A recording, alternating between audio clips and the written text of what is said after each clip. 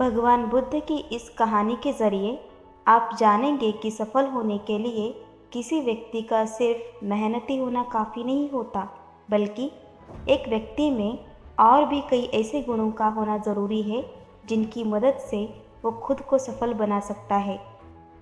इस जीवन में हम सभी किसी न किसी काम में सफलता पाना चाहते हैं, लेकिन कई बार बहुत मेहनत करने के बाद भी हमें सफलता नहीं मिल पाती।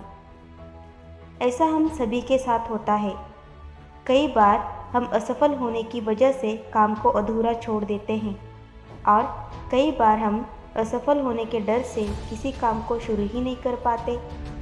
आज की इस गौतम बुद्ध की कहानी के ज़रिए आप जानेंगे कि सफलता पाने के लिए एक व्यक्ति के अंदर क्या क्या गुण होने चाहिए।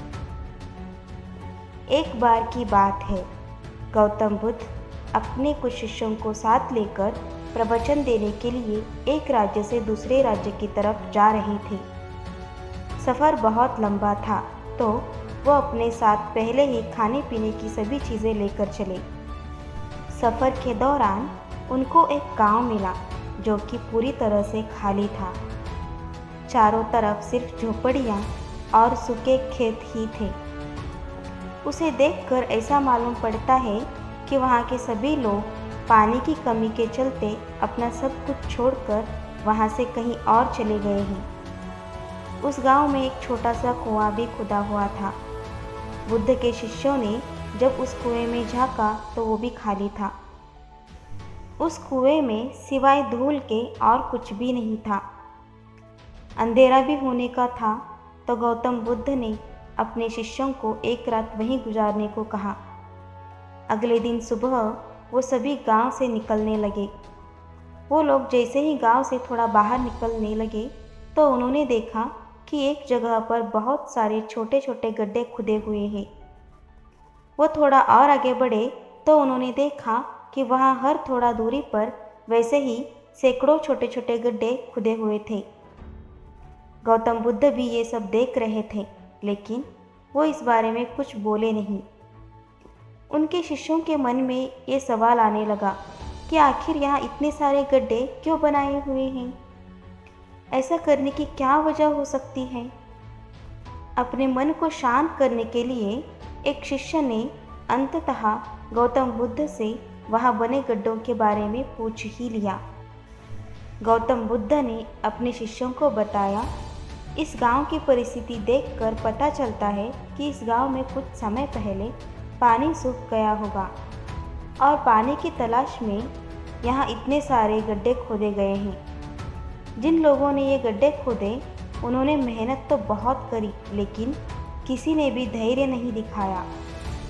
अगर उन लोगों ने धैर्य के साथ सिर्फ एक या दो जगहों पर ही गहराई तक खोदा होता तो उन लोगों को पानी मिल जाता, लेकिन वो लोग थोड़ा थोड़ा खोदते रहे और जब पानी नहीं निकला तो दूसरी जगह खोदने लग गए। इस तरह उन्हें कहीं पर भी पानी नहीं मिला और उन्हें इस जगह को छोड़कर जाना पड़ा। इस बात को आगे बढ़ाते हुए गौतम बुद्ध ने अपने शिष्यों को समझाया कि किसी भी काम में सफल होने के लिए हमें सिर्फ मेहनत ही नहीं करनी होती, बल्कि कई बार धैर्य रखकर उस काम को करते रहना होता है। जब मेहनत से सफलता नहीं मिलती तो धैर्य काम आता है। जिस व्यक्ति के अंदर धैर्य होता है वो सफलता भी पा लेता है। असफल होने पर बार बार अपने कार्यों को बदलते रहना हमें सफलता से और दूर कर देता है। इसलिए किसी काम में अगर आप बहुत मेहनत करते हैं लेकिन सफल नहीं हो पाते तो थोड़ा धैर्य रखें। अगर आपका काम और लक्ष्य सही होगा तो सफलता ज़रूर मिलेगी। ये कहानी सुनकर आप ये बात तो जान ही गए होंगे कि सफल होने के लिए हमारे अंदर धैर्य यानी पेशेंस होना कितना ज़रूरी है। जिस तरह बगुला मछली की तलाश में धैर्य के साथ खड़ा रहता है, उसी तरह हमें भी मेहनत और धैर्य के साथ अपना काम करते रहना चाहिए। आज काम शुरू करा और 10 दिन बाद मालामाल हो गया, ऐसा बहुत कम होता है। किसी भी काम को सफल होने में समय लगता है और उस समय काम आता है हमारा धैर्य। इसलिए किसी भी काम को ये सोचकर शुरू ना करें कि आपको सब कुछ जल्दी से जल्दी मिल जाएगा। धैर्यपूर्वक मेहनत करते रहें, सफलता आपको ज़रूर मिलेगी।